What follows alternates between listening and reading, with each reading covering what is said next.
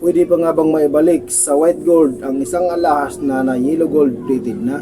Yan ang tanong mga boss ni Madam Kisha na ating pag-usapan dito sa ating channel na Usapang Alahas. Hoy anak ng mahirap.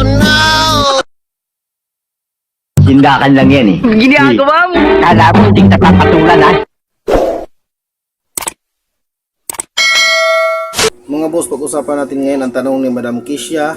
Ang white gold boss na yellow plated, gusto ibalik sa white gold, anong proseso boss? Mga boss, kung ang alahas na white gold tapos ginawa siyang yellow gold plated, pwede pa rin yan mga boss maibalik sa pagiging white gold. Kasi mga boss, nakatubog lang naman siya sa yellow gold. Kapag nilinis yan mga boss, saglit na linis lang, maalis na rin agad yung pagkakakapit ng yellow gold.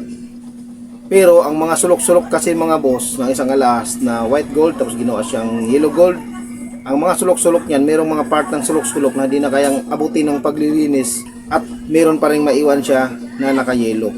Kaya dapat sa mga ganyan mga boss ay kailangan talagang dumaan sa pagtubog. Kailangan po talaga itubog muli sa white gold para bumalik siya sa pagiging original niya na kulay na white gold. Pero kung nagtitipid kayo mga boss, ang alahas niyo na white gold tapos pinatubog na ng yellow, pero kung gusto niyo makatipid, pwede niyo ring ipalinis lang. Pa-ismeral lang yan mga boss, kikinisin, ibabrush, pakintabin para bumalik na rin siya sa original na kulay na ginto na white. Pero mga boss, iba pa rin ang kulay ng original na gold at saka doon sa itutubog. Kaya po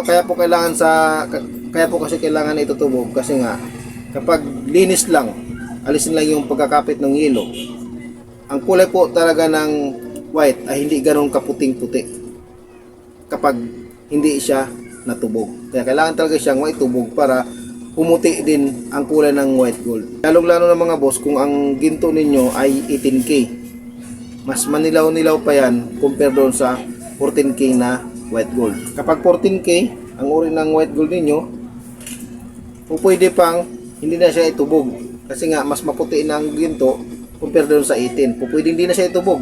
Yun nga lang, kung mayroong mga yelo-yelo doon sa part ng mga sulok-sulok, ay nandoon na rin yun, hindi na siya matatakpan. Matatakpan lang yun mga boss, ang kulay na kumapit doon sa mga sulok-sulok kapag yan ay itutubog. Maski hindi siya maabot sa paglilinis, may yelo pa rin na naiwan doon sa loob. Kapag itutubog yan, maalis na rin yun at magiging puti na siya, makakapitan na ulit siya ng pangtubog sa white gold. Yan ang kagandahan mga boss kapag white gold ang alahas ninyo. Kapag itutubog naman siya sa yellow, yan ang kagandahan. Mas okay siya.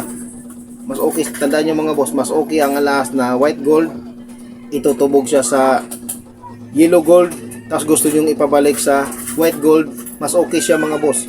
Hindi ganun kahirap or madadamage sa inyong alahas kapag white gold itinutubog sa yellow. Kapag nagsawa ka sa yellow, ibabalik nyo sa white, pwede mga boss, hindi ganon ka hirap ang proseso or hindi ganong madadamage ang alahas ninyo. Bakit ko po nasabi? Kasi ang white gold, kapag tinutubog sa yellow gold, ang kapit po ng yellow gold doon sa alahas na white gold, mahapyaw lang po, madali siyang mapid, madaling mabura. Maski gagamitan lang yan ng tila na pampalinis, pampakintab, madali na siyang maalis kapag binabaping. Pero mga boss, ang yellow gold itinutubog sa white gold. Yun po yung sinasabi ko na mas madadamage ang alahas ninyo. Mas mabawasan ang timbang kapag yellow gold ang alahas ninyo at ginawang puti. Tapos gusto nyo nang ibalik sa yellow gold, mas maproseso po yun. Bakit? Kasi ang white gold po na kumapit dun sa yellow gold, kapit na kapit po ang pagkakapit ng pagkakatubog. Yun po kaibahan. Doon sa white gold, itinubog sa yellow, hapyaw lang po or magaan lang yung kapit niya dun sa alahas na white gold. Pero kung yellow gold itinubog sa white gold, yun po yung sasabi ko na mahirap tanggalin. Kapit na kapit, kailangan talaga dyan binabaping talaga ng gusto yan, inaalis yung pagkakapit nung white gold. Kasi pag mayroon pang part doon na hindi pa nabaping, hindi talaga alis yung pagkakapit nung tubog ng white gold, pwede pa rin siyang itubog naman sa yellow. Mababalutan pa rin naman siya ng tubog ng yellow. Pero tandaan nyo mga boss, yellow gold pinatungan ng white. Ngayon kailangan alisin talaga ang pagkatubog sa white, kailangan maalis yung white para lumabas ulit ang kulay ng ginto na yellow gold. Kapag di yan naalis ang pagkakapit ng white, papatungan lang siya ng tubog na ulit ng panibagong yellow. O pwede mga boss, kakapit pa rin siya. Pero kapag magpipid po yung yellow na pumatong lang doon sa white, lalabas po doon yung kulay ng white. Pag nagpid yung yellow na pumatong sa white, lalabas na muna doon yung kulay ng white. Ngayon pag nagpipid naman yung white na pagkakatubog ng white, tsaka palang lalabas yung original na kulay ng ginto na yellow gold. Yun po kaibahan mga boss. Kaya kailangan talaga binabraso talaga, binabapping talaga gusto yan para maalis talaga yung pagkakapit ng white gold dun sa yellow. Yun po kaibahan mga boss. Kaya sabi ko nga, mas okay yung white gold itinubog sa yellow, mas okay siya. Kaysa yung yellow gold itutubog sa white kasi nga kapit na kapit. Dun po yung mangyayari na mas malaki po yung naawas o nababawas dun sa gold ninyo kasi binabras po talaga ng gusto yan para maalis po talaga yung pagkakapit ng white gold. Kasi ang white gold mga boss, pag kumapit sa dun sa gold na yellow, matigas po yan tanggalin, mahirap tanggalin. Kaya talaga makakayod talaga ng gusto yan para maalis talaga yung pagkatubog. Hindi ka mukha ng white gold tinubog natin sa yellow, maski tila lang yan mga boss, tila lang ng pampakintab, naalis na siya. Maski na di mo gamitan ng brush, naalis na siya kasi nga ganun lang katindi lang, ganun lang kahina lang ng kapit ng yellow kapag pumapatong dun sa white gold. Tandaan nyo mga boss, yun pong kaibahan.